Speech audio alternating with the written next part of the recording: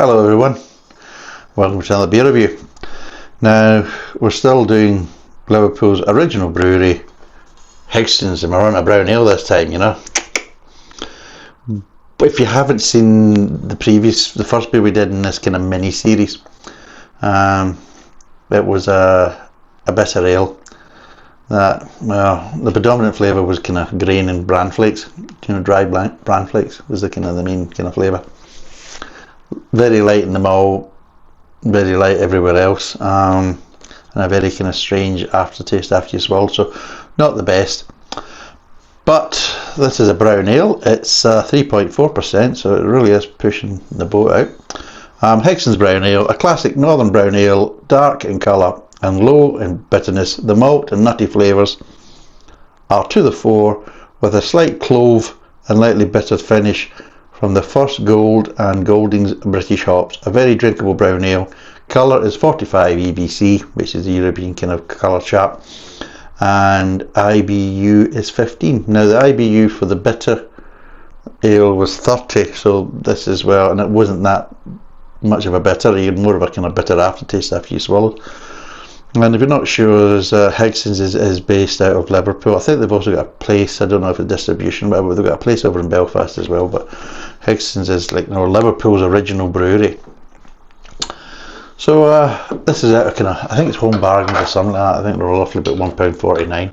So I think there's a golden ale still to come as well, because at the end of the day, hey, if you're going to punish yourself, then why not bring in a golden ale? Yeah, that's what I say. So yeah, let's see how it pours and see what it's like. Hopefully this will be better than the bitter. The bitter was a bit of a disappointment, but at the price point of what it was, well, can you really expect much more, I mean, you've got to be realistic. If it's cheap for a reason, You don't really get many bargains in the beer world nowadays, unless it's out of date. And even then, some of these bloody shops and breweries will still try and charge you an arm and a leg for bloody stuff that's out of date. And I know that some of you are saying, there's no such thing as out of date, by the way. So if it's still got a seal on it, I'll put it to my lips, And that says more about you than it does about me. Yeah, you know who you are. You know who you are, you know what I mean? All you dodgy buggers out there, So yeah, it's kind of a brown ale. It's kind of a wee bit lighter than what you'd want. I'd like it maybe a little bit darker, but yeah. Fucking hell. Well, usually you expect to get maltiness, maybe a little bit of kind of nutty tones and things like that, but nothing. Getting a bit of grain, funnily enough. It seems to be a kind of a popular choice with Higsons of Liverpool. But no, I'm not really getting any malt. I'm not really getting anything. It's kind of lacking in aroma. I'm not getting any kind of nuttiness, and just little kind of grainy accents. That's really it. So the aroma's a bit of a disappointment, but let's see what it tastes like.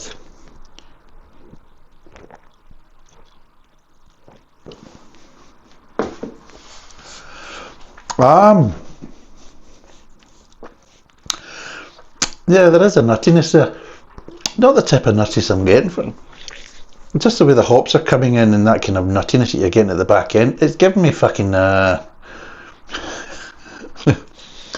fucking hazelnut fucking tones, and not even the roasted hazelnuts. It's just kind of not roasted or toasted, just kind of raw hazelnuts. It's like, and you get that kind of hazelnut kind of twang, that kind of tang. It's getting that at the back end, but it's a bit kind of strange actually. It's that malt. I would certainly say it's more on the sessionable side. It's not the most body, and it's not the strongest of malts. But it's actually okay. It's not too bad initially.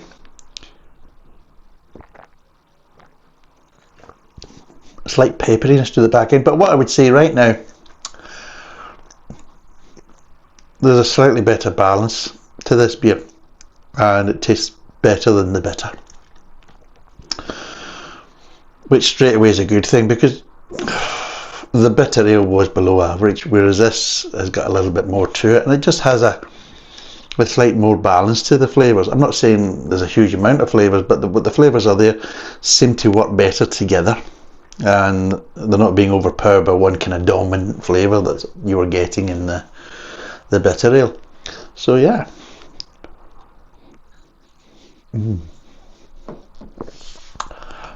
So yeah, not too bad.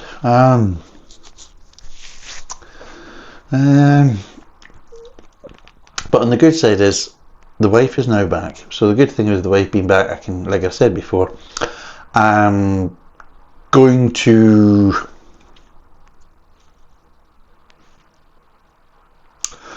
order some more beers so I can do all that and I can get them delivered, because I've got to go away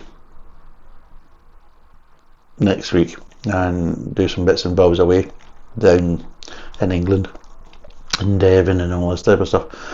So it's good that she's here, so I can still order some beers while I'm away and things like that. So that's quite good. What I am also going to do is, when I came back from the beer festival down in Peterborough, when I came back from that, I actually didn't really fancy drinking any more kind of alcohol. I just wanted a little break from alcohol. And I was being a lazy bugger, because the wife basically says, oh, can you get this in and that type of stuff for breakfast in the morning when we arrive back? And I'm like, aye, sure. And do you want to hear a laugh? Got the dates mixed up. So I'm setting up all the lights and getting everything all set, because I thought they were coming back early Saturday morning, but they were coming back early Friday morning. This was last week. And so she's sending me messages, all that says heading to the airport now, and I'm not really kind of, you're reading it, but you're not really kind of taking in the kind of meaning of it. So I'm pissing about and I'm basically setting up lights and getting everything else sorted and that type of stuff. I've got the glasses up and everything else, and the last thing I usually bring up is the beer. So I'm doing all that, and I've got everything all kind of set up and everything else, and yeah, got the glasses up. Right, I'll go down and get some beer and bring them up, and she texts blah blah blah back and forward. And it says, and I just kind of was reading the kind of text and kind of taking it in a bit more, and I'm like, airport? What the fuck are they doing going to the airport? This is Thursday. So this says airport. What are you doing at the airport? Maybe I thought maybe they aren't going from Athens straight to Edinburgh. Maybe they're going via like another stopover, like saying kind of, because at one point there was Stansted that was kind of mentioned. I thought maybe they got a kind of layover a little bit in Manchester, waiting for a connection up to Edinburgh or something. Could be something like that, I says, we're getting a flight to Edinburgh. What do you mean you fly to Edinburgh? It doesn't take you that fucking long to fly from Athens to Edinburgh. So I'm sitting there thinking, when do you actually arrive? And she says, we'll be arriving at 1:55 tomorrow morning. What, Friday? Yes. Oh, you bugger, because of course what I was going to do a comparison of two strong ales. One of them is 8%, one is 8.5%. So basically, if I'd done them, there was no chance I'm picking them up from the fucking airport. So they were this close, their timing was right on the button. So I'm like, oh well, that's that buggered. She says, what do you mean? I says, you're lucky I was about to do a beer review there of two strong ales. And if I'd done that, then I wouldn't be collecting you from the fucking airport. So yeah. Because I thought you was arriving early on Saturday morning, not early bloody Friday morning. I just got bloody days mixed up and made an arse of it. So yeah, that was a close one, But the good thing is, it makes me a good husband. It shows her that I care because I don't listen. Perfect. But yeah, so as I was saying, to get back to it, when I came back from the Peterborough Beer Fest, I just really wasn't in the mood for drinking any alcohol, any type of alcohol, whether it's whiskey or anything like. So when she told me to get some food in for the breakfast, me being me, I thought, well, I've got other things to do, so I'll just order it from fucking Asda and get it delivered, just because I'm a lazy bastard, and that's it, what I mean? And I went for an early morning delivery because, it's usually a bit cheaper and they can't deliver alcohol, so well, that's fine, it doesn't bother me, I'm not buying alcohol. But when I was looking through, it kind of suggested these beers, and it suggested me these non-alcoholic beers, and I'm looking at the price and thinking, well, you're getting 8 cans for them. I said, tell you what, why don't I order them and I can do a review of one of them? And then, maybe because I've noticed that quite a few times when I've been shopping for beers, I've noticed that there's more and more kind of non-alcoholic offerings. So I thought, well, maybe it's time to visit some of these non-alcoholic offerings and just see what they're like, you know. So I did the order and everything else, went to go and purchase it. It says, oh, you have to change your delivery slot because we can't deliver alcohol that time. I said, oh, if I can have any alcohol, I've only got a bloody 8-pack of non-alcoholic beers. You know, but apparently that's still classed as alcohol. Go figure. And this is non-alcoholic. It's not like low alcohol or things like that. You know, it's non-alcoholic, so it should be without. You know, it's showing up as 0.0 is what they're saying. You know what I mean? And if they do the process right, they can actually get it that way. So I thought, oh, bugger this. So now I'm going to change my delivery slot to try and get the bloody non-alcoholic beer. I've opened a can of worms here, and I was thinking, fuck it, you know what I mean? But I thought, oh no, stick to your guns, you know. So I've got them. So I will be doing Wednesday video, just trying them beers out. But since then, I've got some more. So I'll maybe do some comparisons. And also, what I will do is, I'll show you probably in the next Wednesday video, I've got some additional parts for my Igulu kind of beer fermenter and beer dispenser and everything else. And what these are equal pressurized bottling system. So it's a pressurized bottling system. So what I'm thinking about doing is removing the alcohol. I've got some standard lager from Aldi. They're kind of copy of kind of Madry. I think they call it Grand or something like that. I've got 2 big bottles of that. So what I'll do is I'll process them to take the alcohol out of them. I'll bring them down to roughly about 0.5%, between 0.3 and 0.5%. That's the kind of thing I'll be looking for. And then I'll bottle them, pressurize them and everything else like a finished product. So they'll be carbonated and pressurized and things like that. And what I want to do is also compare that to some of these. Is it better? I mean, are these, because there's different ways to make non-alcoholic beer, and I think a lot of them take the kind of easier and cheaper options, but then charge you a premium. And do they still have that kind of non-alcoholic kind of beer taste with that kind of slightly sweeter edge and everything else? And they don't really taste like beer. They don't have that kind of true beer flavour. I just like to kind of compare it to taking a proper alcoholic beer, taking the alcohol out at home and see how that compares. And if that tastes more like a beer, then you have to kind of question, what the hell are these companies really playing at then? Because if I can get it at home, then with all their equipment and technology, they should be doing it a lot easier and still have a very similar result, probably better.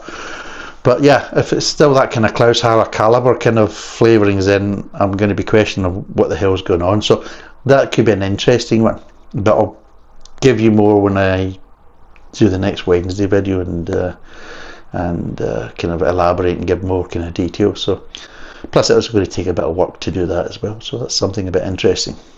Shall we break down these flavours?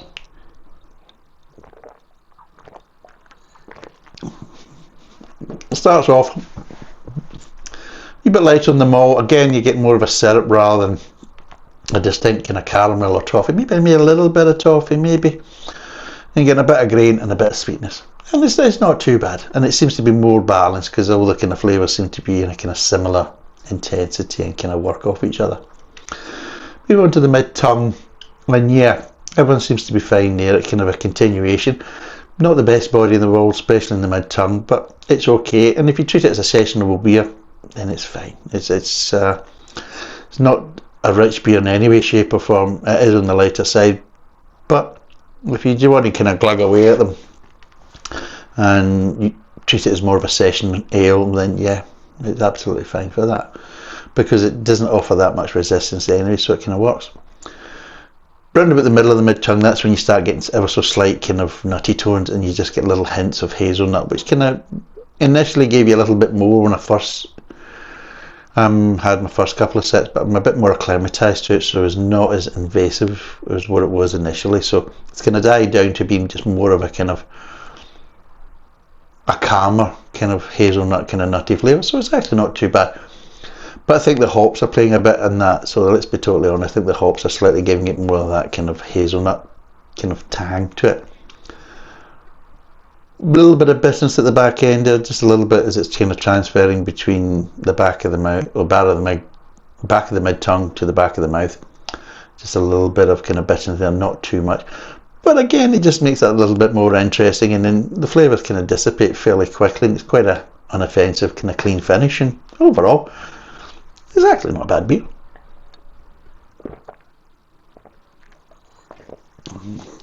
So, out of 10, what would I give this? There's a question. Oh, haha.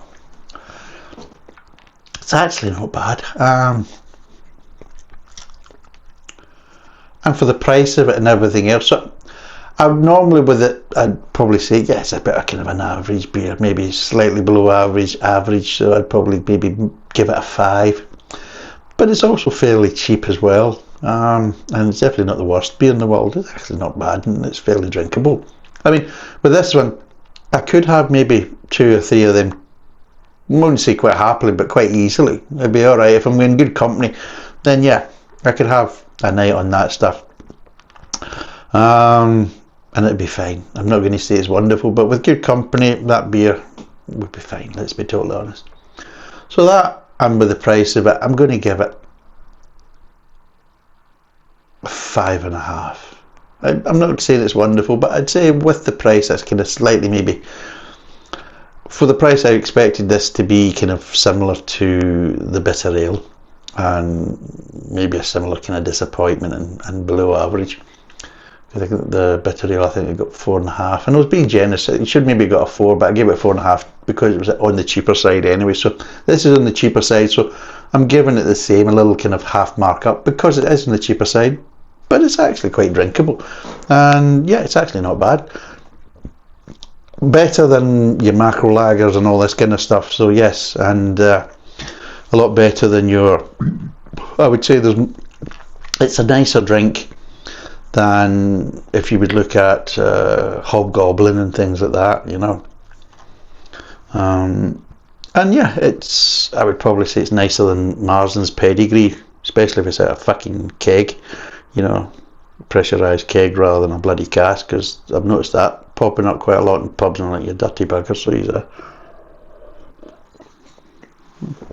but yeah, out of definitely the 2, I prefer this one. Unfortunately, the one that I don't prefer out of the 2 is the one that I bought 2 bottles of and a 5 litre keg. Watch out for that bloody disappointment coming soon. If anybody would like to buy a 5 litre keg of Higsons bitter ale for $2.99, you know, plus £100 postage, get in touch. No, but so yeah, we'll do a comparison of that. Hopefully it's a short video. I mean, it could be a good video, and it might be a long video, but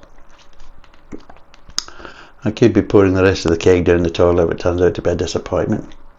So yeah, so it's not too bad. It's 3.4%. It's roughly about £1.49, £1.50. It's not a bad little brown ale, not the worst, but very drinkable, very cheap, and yeah, I would say you're getting a bit more than what you're actually spending, so you are getting a bit more of a bargain. So yeah, if you're in kind of home bargains and you see it, then give it a go, and hopefully you kind of enjoy it. Like I say, it's not wonderful, it's not groundbreaking, but it's okay, and it's some nice flavours there, and they kind of work well together. So yeah, so 5.5 out of 10. Thanks for watching. Cheers. Bye for now.